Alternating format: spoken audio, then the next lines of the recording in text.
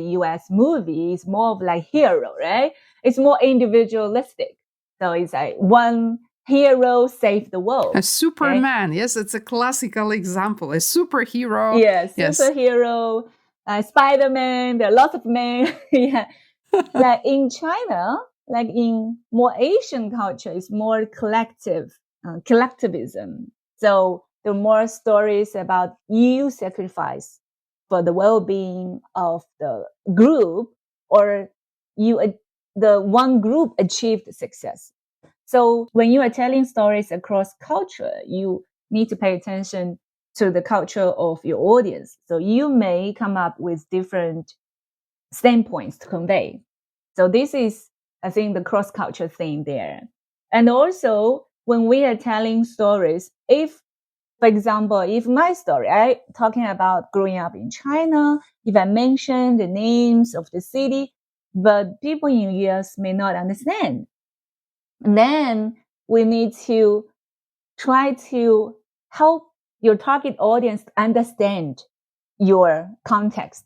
So maybe use some metaphor, or for example, you say a distance between where one city to another city. You can just use the names of your target audience, the city they are familiar with. So this is something we need to be aware. Like when we talk about the context of the story or the scenario in the story, just make sure your target audience can understand. And I also have experienced stories and storytelling as a powerful tool of connecting across cultures. Because just as you said, despite some cultural differences, there are some common themes that all of us face, like the relationship with the mother-in-law, or many challenges that we have in life, yes? And when you realize that the people from the other country, the other maybe even continent, the other place in the world, actually they face the same challenges and they have a story to share and they want to share a story with you. I think this is such a powerful tool for, building bridges across cultures, much more powerful than the numbers, that we want to use for, convincing about connections and economy. Yeah, when I was young, I read lots of Andersen's fairy tales and also Grimm's fairy tales. They were from Europe, but it's very popular all over the world, like Cinderella, Snow White, Sleeping Beauty, like Little Red Riding Hood, and also The Ugly Duckling. So stories are universal. Yeah, it can connect with people from different cultures, and it's a great tool. What do you think might come in the future? Do you think this artificial intelligence technology can really impact the way stories are told? I would say the artificial intelligence will enhance the importance of storytelling. I'm not sure whether you've read the news about Sora. It's from OpenAI. Is that you just write a story, it will create the video for you. It's not officially launched yet. It's only have the beta version, but it's a wonderful tool. So in the future, as long as you can design stories, the technology won't be difficult for you because the technology will be accessible for everybody. So your idea is more important than the technology, because you can just simply use the Sora and Sora will help you create a video. But the idea is more important. If you don't have the capability to design a story, you won't be able to use those technology to enhance your career. And also with the popularity of the short videos. Nowadays, different countries have a different app, and the short video is very popular. And our personal branding become more important.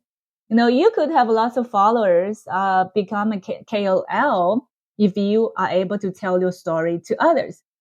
So personal branding and also the branding for the company, corporations are also very important. And then that's why I say the future technology will enhance the importance of storytelling. But first, you need yourself to be aware what kind of story you want to say. Yes, what did this story mean to you in your life? Yes, how can it be impactful to others? So we cannot hope the artificial intelligence will take this away from No, us. I because don't think. yeah, artificial intelligence doesn't know you. You need to come up with elements like they can help you craft your language.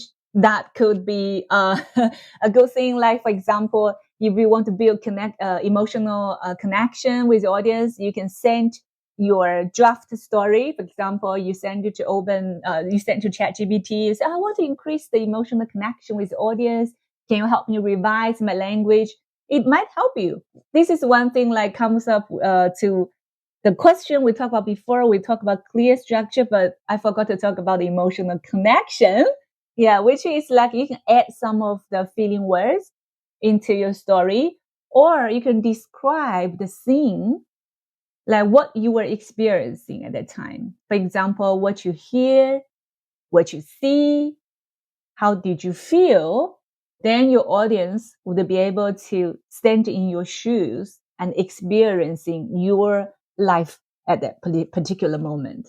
So this is the way to build emotional connection. Well, you can use ChatGPT to help you revise your script, but you need to come up with the essence, like what values you want to convey, what are the elements of the story. That's very interesting. This makes me think that emotions are our physical states of bodies. Yes, so it might be a connecting via emotion or by describing the physical environment that we can also relate to. That's really interesting. I really love the idea of winning hearts through storytelling. Now, how would you like to close our conversation? What is the key message that you want to leave us with? I would like to encourage everybody who is listening to this audio, just start to tell stories. No, you don't need to be perfect in the first place. So after you came up with your story and then you tried it, and then you can revise it, you can modify it until you feel very, very confident about the story. So good stories needs polishment. So my advice is just start to tell a story by using the 5S structure. And then you will start to build your story database. And then you will be more observant about things happening to you. And actually today, the examples I shared were all about in business world. And for me, actually, I also use storytelling with my daughter. Is I tell my daughter stories based her own experience and designing the story to highlight her strength and to teach her values. So it's bedtime stories. My daughter will say, Mom, tell me a story about myself when I'm younger. She's 6 years old. I'm telling her stories like happened when she's 2 or when she was 4. She was so excited about her own story because she would remember her strength. Because whenever I observe her strength or her growth, I would design that experience into a story and I share with her during her bedtime. Like when she was 2 years old, like one story she liked very much is like about, I call it ice cream story. When she was 2 years old, she wanted to eat ice cream, but she was too little. She couldn't reach the door of the refrigerator. She couldn't open it by herself. And she came to me, Mom, I want to eat ice cream. Can you get ice cream for me? And one day I said, darling, use your creativity. See whether you can solve the problem by yourself. And she just looked around the house and she found her stool.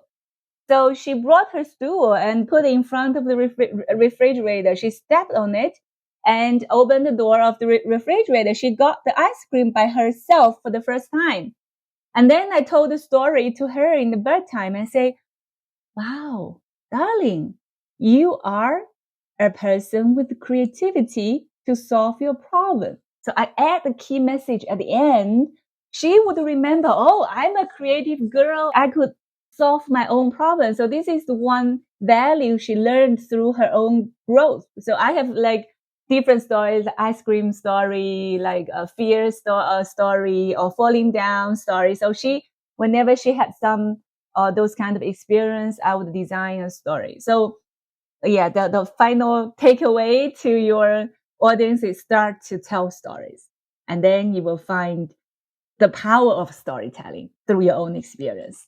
Thank you so much, Ingdan. Thank you. Bye bye.